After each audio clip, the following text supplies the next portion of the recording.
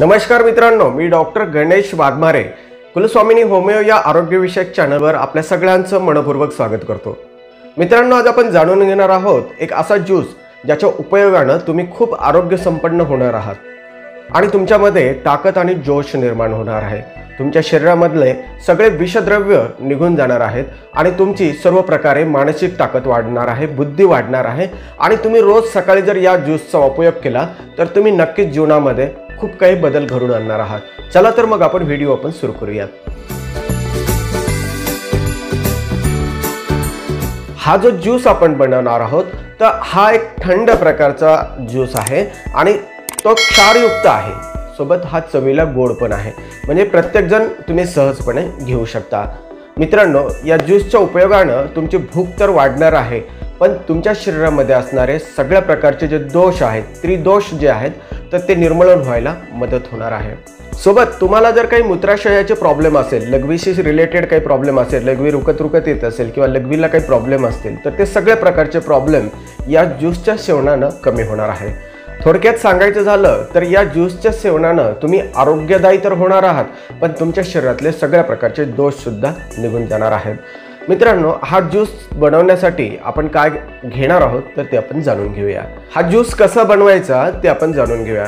हा ज्यूस बनवण्यासाठी तुम्हाला एक कोहळा आणायचा आहे आणि त्याला पावभाग म्हणजे सरासरी 200 ग्रॅमचा एक तुकडा तुम्हाला बाजूला काढायचा आहे। मित्रांनो, बाजूला काढल्यानंतर त्याच्यावरचं जे हिरवा आवरण असतं तर ते आपल्याला काढून टाकायचं आहे। सोबत त्याच्यामध्ये काही बिया असतील तर त्या बिया सुद्धा काढून टाकणं। आवरण काढणं अतिशय महत्त्वाचं असतं आणि बिया काढणं सुद्धा खूप महत्त्वाचं असतं। त्याचं कारण म्हणजे ह्या खूप कडू असतात आणि जर त्या तुमच्या पोटात गेले तर तुम्हाला त्रास पण होऊ शकतो, म्हणून बिया आणि आवरण काढणं तेवढंच महत्त्वाचं असतं। राहिलेल्या पांढऱ्या भागाचे छोटे छोटे तुकडे आपल्याला करायचे आणि मिक्सरमधून किंवा ज्युसरमधून या तुकड्यांना काढायचे आहे आणि त्याचा रस आपल्याला गाळून घ्यायचा आहे। मित्रांनो, या रसामध्ये आपल्याला काहीच टाकायचं नाही, साखर नाही टाकायचं किंवा इतर लोक काही मसाल्याचे पदार्थ वगैरे टाकतात तसं काहीच टाकायचं नाही। जसा रस निघतो तसाच आपल्याला घ्यायचा आहे आणि हा रस जो आहे तो आपल्याला सकाळच्या वेळेला उपवाशीपोटी घ्यायचा आहे। आणि मित्रांनो, उपवाशीपोटी घेतल्यानंतर सरासरी 2 ते 3 तासापर्यंत आपल्याला काहीच खायचं नाही। या रसाच्या उपयोगाने आपल्या शरीरामध्ये खूप काही बदल होणार आहेत आणि हा ज्यूस जो आहे तुमच्यासाठी खूपच आरोग्यदायी आणि खूपच हितकारक ठरणार आहे। हा जो ज्यूस आहे तो तुमच्या आतड्यातील सगळ्या प्रकारची घाण काढून टाकणार आहे।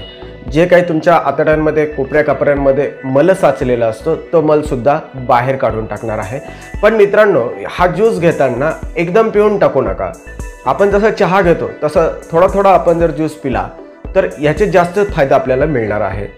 हा ज्यूस जो आहे तो तुमची मानसिक ताकद जी आहे ती प्रचंड प्रमाणावरती वाढवणार आहे।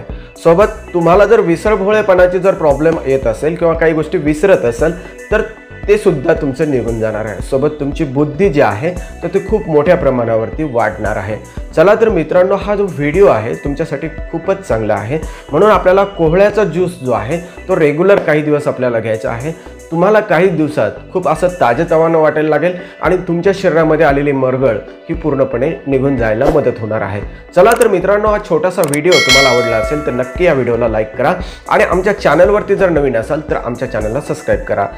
जय हिंद, जय महाराष्ट्र।